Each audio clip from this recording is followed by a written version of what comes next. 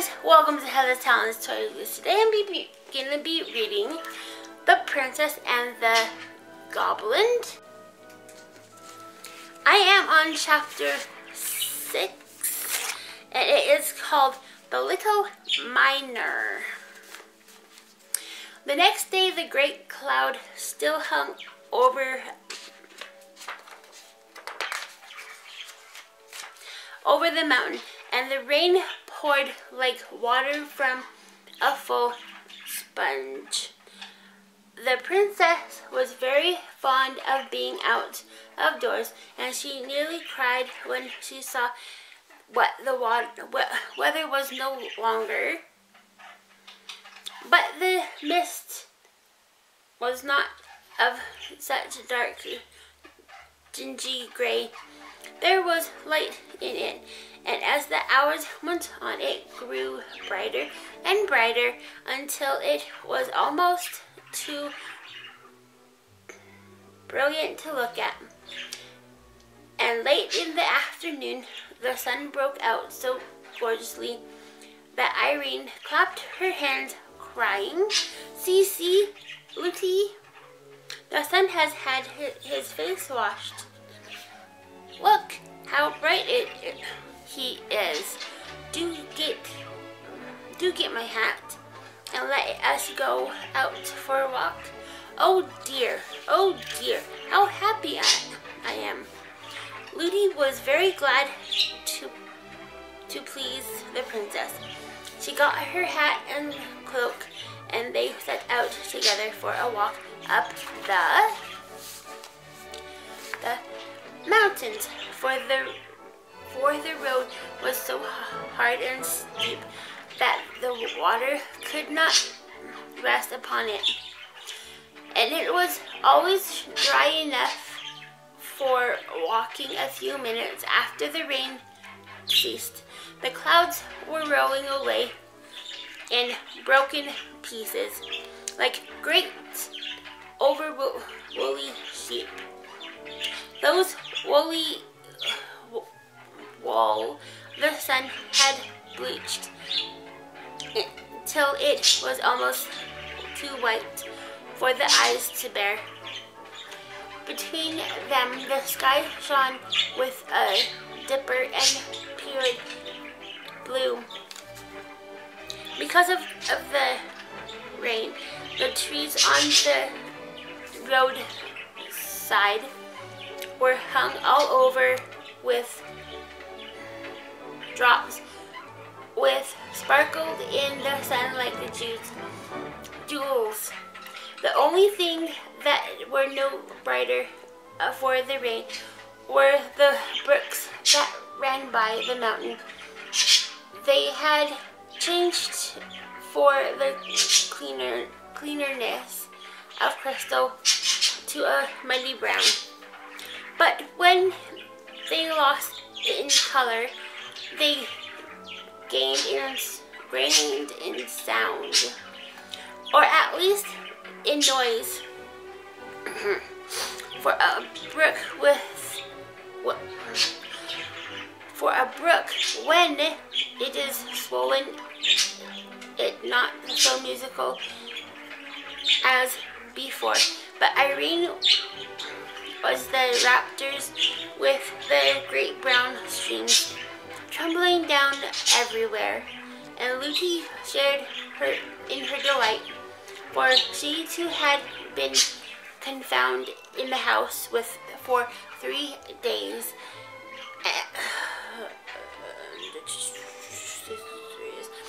At length she observed that the sun was getting low and said it was time to be going back.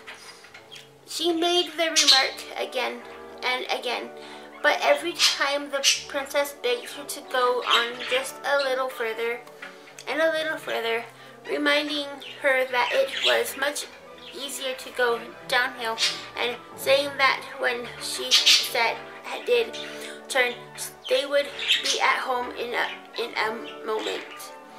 So on and on they did go, now to look at a group of ferns over whose tops a stream was pouring in a watery arch. Now to pick a shining stone from a rock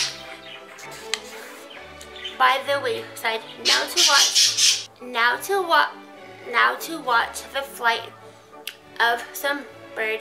Suddenly the shadow of a great mountain peak came up from behind and shot in front of them.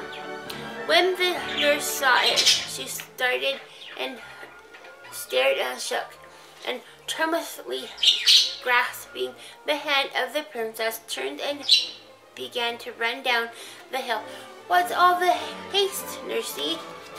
said Irene, running alongside of her. "We must not be out a moment longer, but we can't help being out a good many moments longer." It was too true. The nurse almost cried. They were much too far from home. It was against express orders.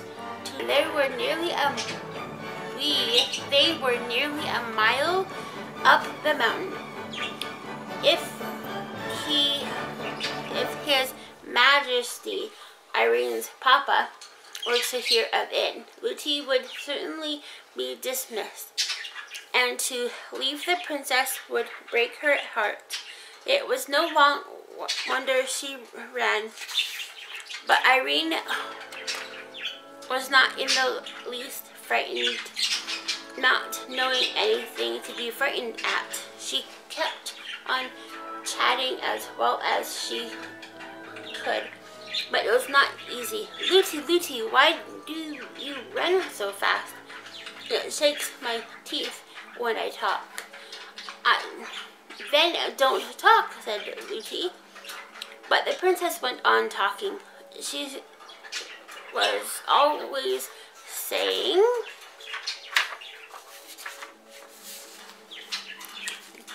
Look, Luti." But Luti paid no more heed to anything she said, only ran on. Look, Luti, don't you see that funny man peering over the rock?" Luti only ran the faster. They had to pass the rock, and when they came nearer, the princess clearly saw that it was only a large fragment of the rock itself that she had mistaken for a man. Look, Luti, there's such a curious creature at the foot of that old tree.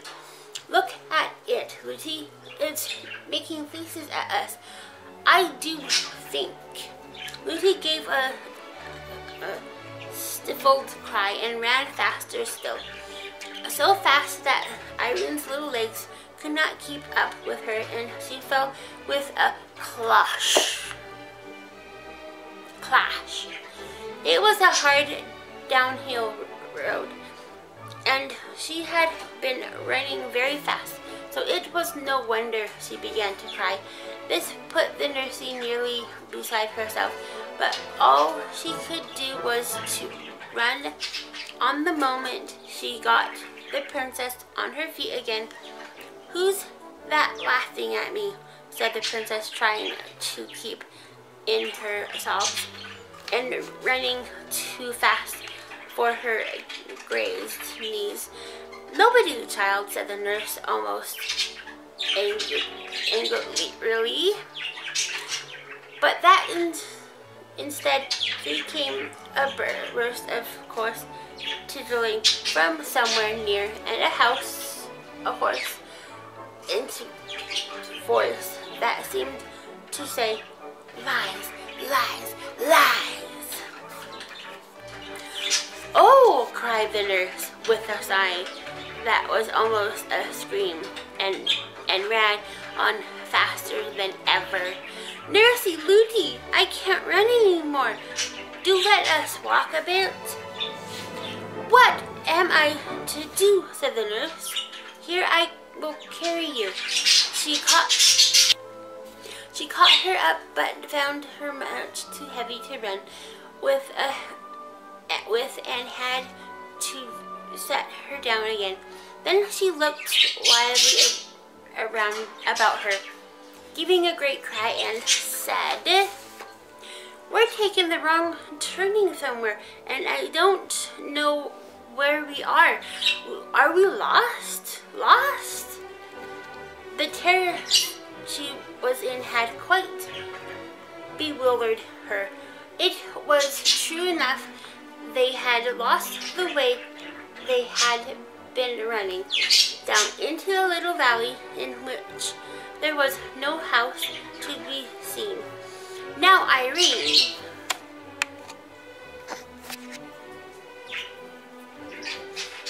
did not know what good reason there was for her nurse's terror, for the servants had all strict orders never to mention the goblins to her. But it was very discomposing to see her nurse in such a fright. Before, however, she had come to grow thoroughly alarmed like her. She heard the sound of whistling, and that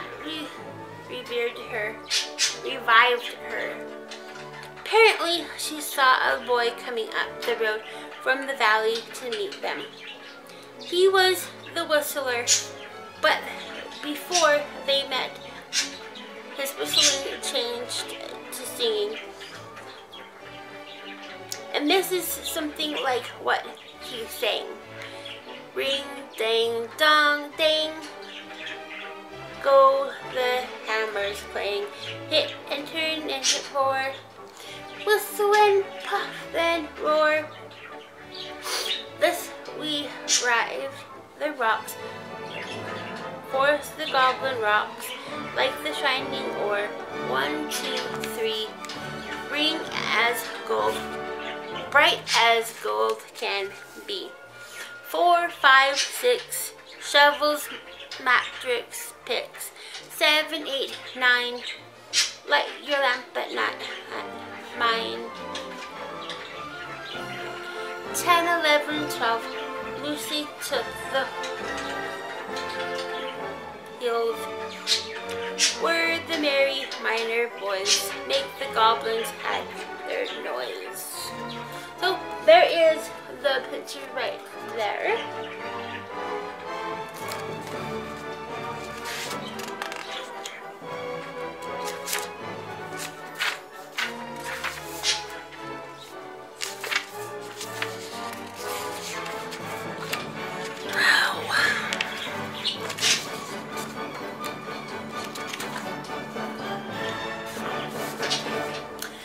"I wish you would hold your noise," said the nurse rudely, for the very word goblin at such a time and in such a place made her tremble.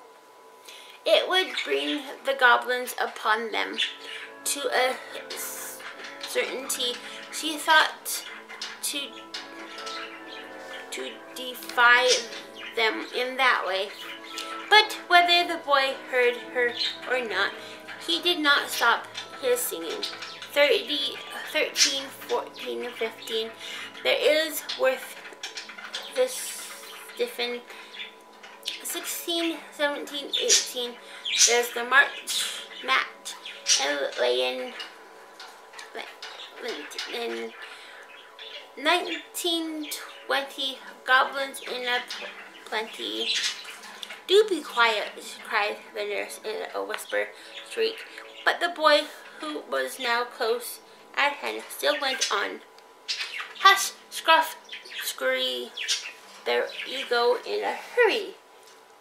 Gobble, gobble, gobble, goblin. There you go, wibbling, hobble, hobble, hobble, hobbling. Cubble, cubble, cubblin, hobble, goblin, who good."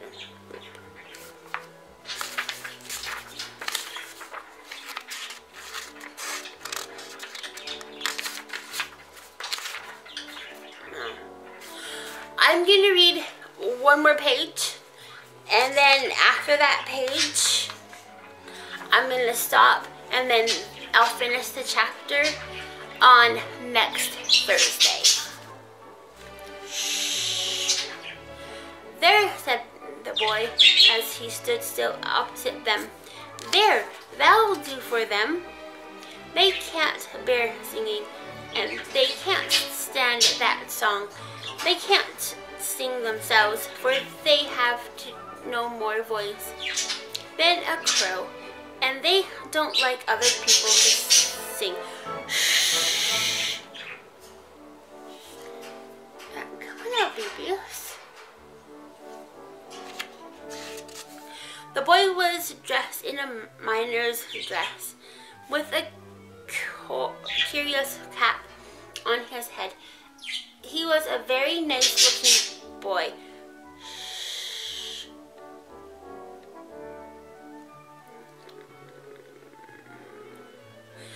With eyes as dark as the mines in which he worked, and as sparkling as the crystals in their rocks. He was about 12 years old. His face was almost too pale for beauty, which came of his being so little in the open air in the sunlight. For even vegetables grew in the dirt were white. Pixie! Come on out, Pixie! Sorry about that. Cut that out, Heather. Perhaps at the thought of having rotted the goblins and his bearing as he stood before them, that nothing clownish or rude about it. I saw them, he went on, as I came up, and I'm very glad I did. I knew they were after somebody, but I couldn't see who it was. They won't touch you as long as I am with you. Who are you? Asked the nurse, offended at the freedom with which he spoke to them. I'm Peter's son. Who's Peter? Peter the miner. I don't know him.